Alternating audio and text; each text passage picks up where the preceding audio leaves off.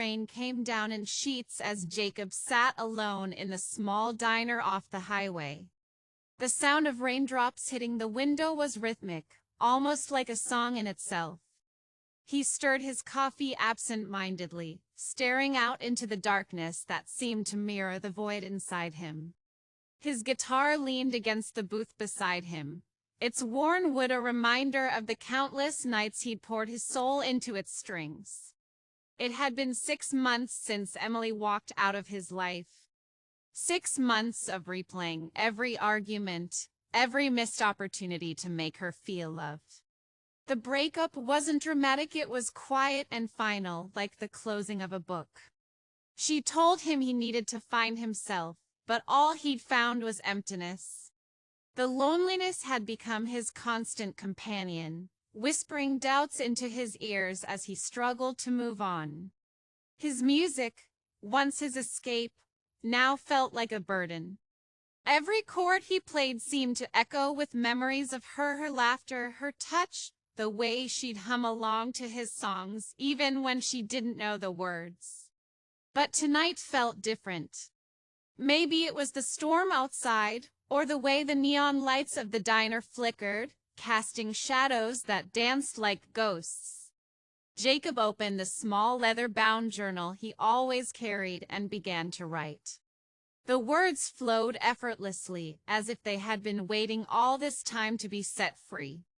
I feel like I am wandering without a care. Always being told you'd always be there. He paused, the pen hovering above the page. He wasn't just writing to her anymore. This was bigger than Emily, bigger than the heartbreak. It was a cry for something more, a plea to whatever higher power might be listening. Jacob thought about his friend Carter, who had called him a few weeks ago, worried. You can't keep living like this, Carter had said. You've got to let it go, man. Emily's not coming back, and that's okay. You're allowed to move on. Move on. The words felt foreign, almost impossible. But Carter was right. Jacob couldn't stay trapped in the past forever. Now I don't know where I am going or what I would do, but all I ask is don't let this be my last prayer to you. Jacob closed his eyes, letting the lyrics settle in his mind.